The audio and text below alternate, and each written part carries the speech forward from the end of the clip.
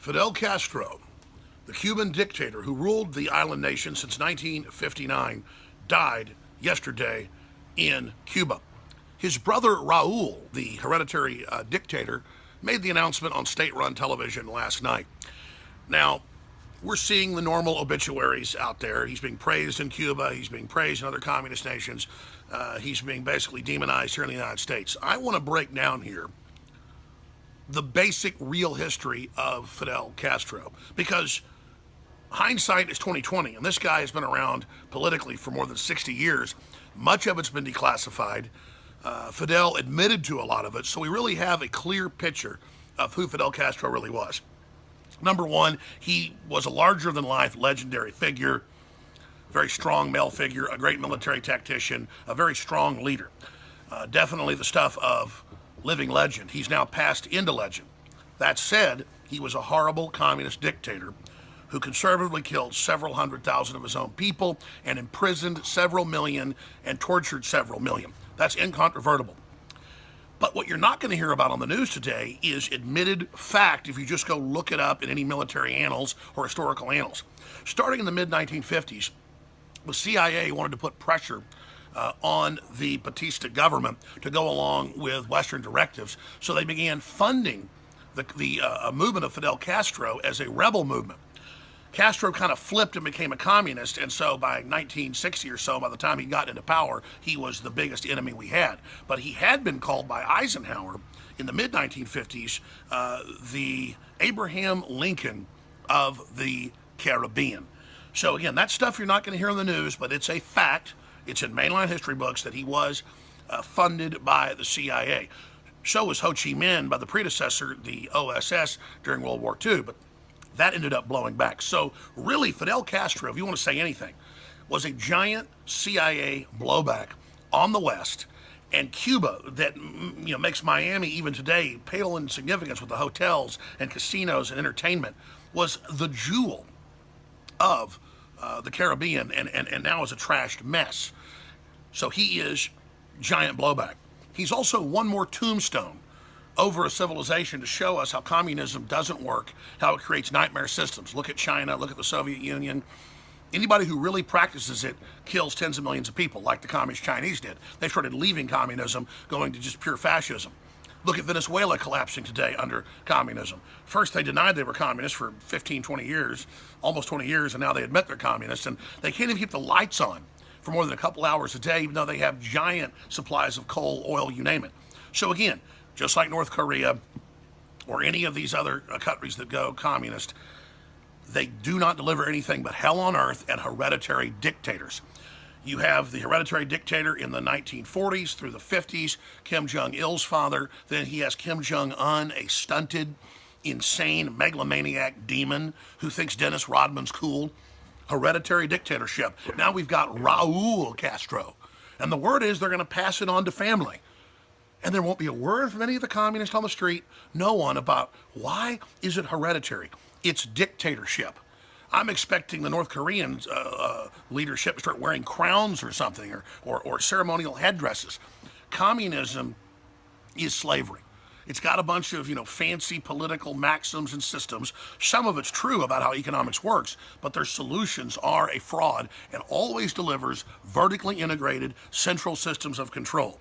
That's why Carol Quigley wrote a book in the mid-1960s called Tragedy and Hope that was not meant for public distribution, that we have available at Infowars.com, that's been reprinted, where he's explaining to the CIA and the State Department that, look, you're confused. You ask, why do we fund communists? Why do we fund fascists? Why do we fund dictators? We want central control. All the other political machinations don't work. We want central control, and we want to move to that in the U.S. by having a Democratic and Republican Party that fight with each other on the surface, but basically are following the same agenda. The book, by the way, is free online, too. You can find it. I mean, it's all been written by them, how it operates. People keep asking how I know the future, or how I keep predicting what's going to happen, or, oh, my God, I must be in the CIA or something. It's all public. That's what's so frustrating. So Castro's gone. What a character, wearing 2 Rolexes on his arm so he could have Moscow time and Cuba time. Very interesting individual. When Che Guevara, who was super racist and thought that natives thought that the Indian tribes, as they were called at that time, Mesoamericans and others, were subhuman trash. He was super racist. Fidel didn't like that and actually banished him out of the country, and he got killed. So compared to Che Guevara, he was a romantic who actually meant well, but still could never deliver. So out of all the communist nightmares out there, leave it to the Cuban people, hard-working, smart folks, that under that they still maintain some semblance of a society, of a country. So it is the least worst example of a communist country ever. It only killed a couple 100,000 people and decimated the nation and absolutely destroyed their fields, not rotating them enough, and just they can't produce cars. They can't. Every other person's a nurse or a doctor, but there's no machinery. They cannot produce because it's always top down. It's always centralized. It's always about who you know instead of who you are and what you stand for. This is the nature of political correctness. So here's my little diatribe on Fidel Castro. I'm glad to see Cuba is getting opened back up because that's one way to reform communism. The problem is we're moving to a crony capitalist system that couples with communism. About 6 months ago, President Obama was in Argentina, remember? And he said, oh, listen, communism and capitalism work together.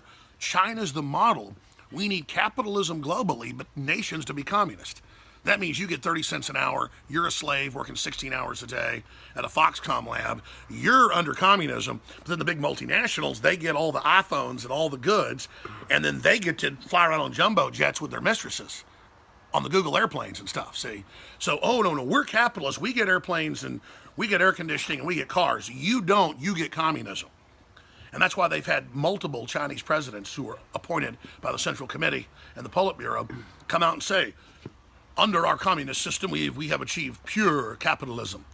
And this is the weird David Rockefeller plan. He's written articles for the New York Times. You can pull them up online, praising Mao Zedong, praising how they're merging communism and capitalism. But that's not. When you merge those two, it's pure fascism, which is what fascism always was. And then all these people that go to college, they'll comment and go, fascism and communism are different, dumbass, redneck, effer from Texas, you can't even, whatever.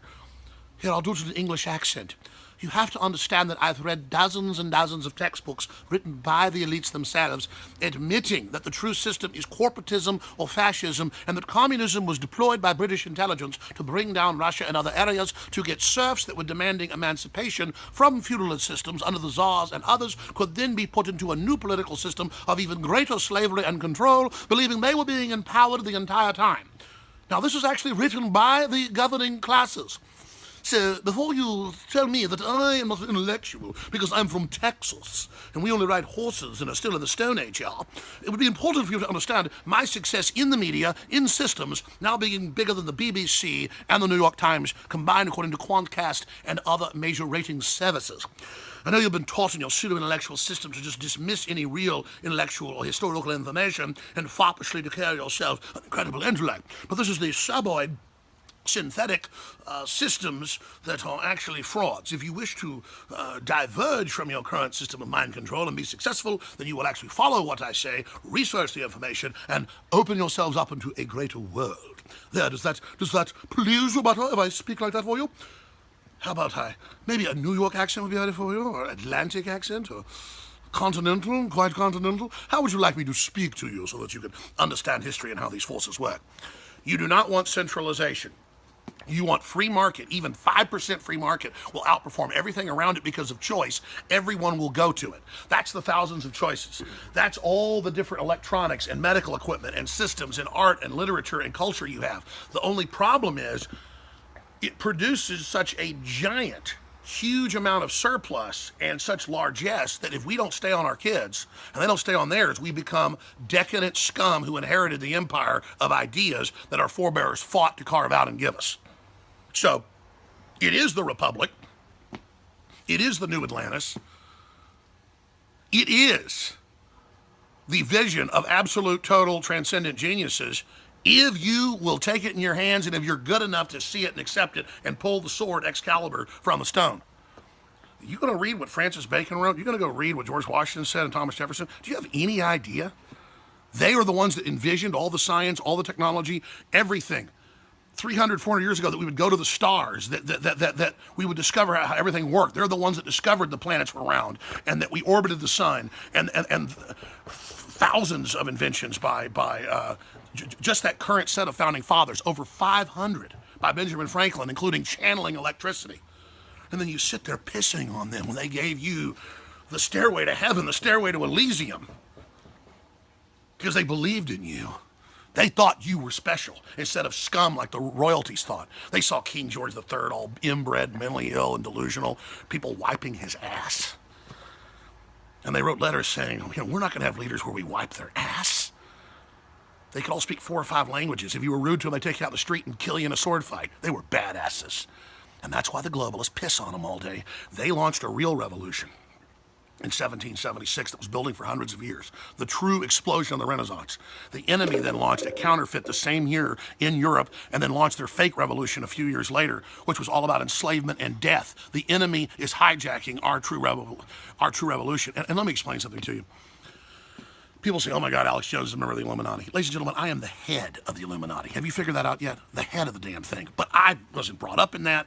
It's only an idea. There's the false Illuminati, that's the globalist and their New World Order and darkness and Satanism and all this crap.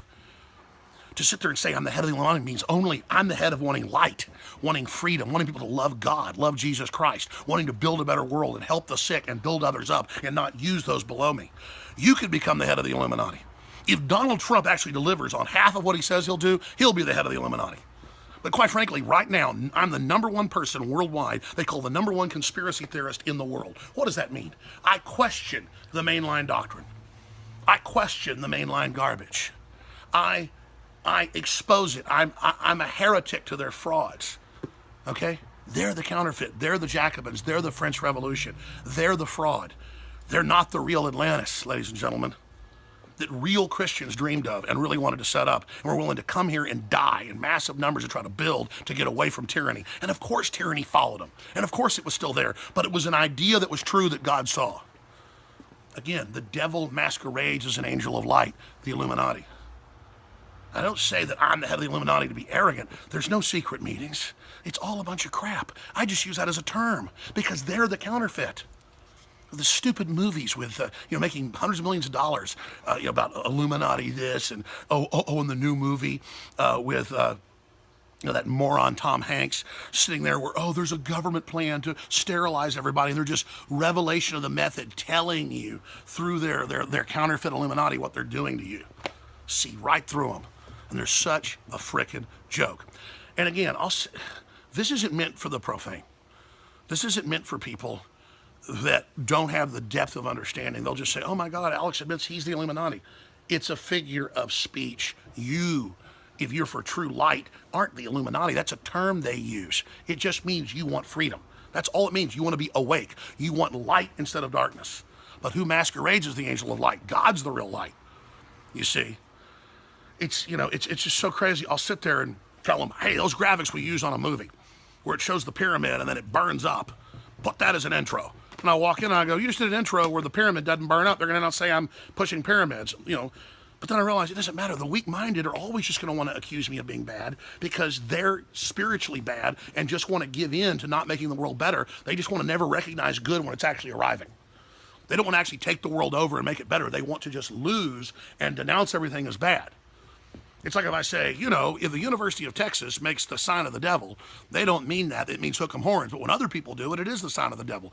But really before that, it's the sign of a curse. People don't even know where any of this comes from. And that's what I'm saying. People have to get real knowledge, ladies and gentlemen, and not listen to all the people spewing disinformation, but actually do your own historical research. An example of this is natural law. There's a lot of kooks involved in natural law, but natural law is truth if you go and research that. But then even that can go to too extreme of an end because we still have these innate systems in us for balance and operation on this planet. But look, I don't mean to get too esoteric here. All I'm trying to do is expose the hidden. So there is no more occult. There is no more lies. There is only truth. Sure, there'll always be some lies, but it'll be so evident they're lies because the people would have been raised up to see things openly for themselves and not shuddered through all these preconceived notions. Fidel Castro, CIA operative, minion of the globalist, lowest scorecard for communist kills. Still a horrible person who did export major terror to Africa and other areas. So actually, if you add that together, maybe, yeah, other communists killed so many. I mean, gosh, Mao Zedong, 80+ million, all those others. He's. I think it's accurate to say, because Venezuela's killed so many people, they just keep it quiet. Maybe he's the number 2 lowest level killer. Maybe it's Venezuela, but listen, I digress. We shot this video. I'm going to upload it right now and talk about Fidel Castro, and I'm going to shoot one more video live as well today. Infowars.com/show. Stay with us.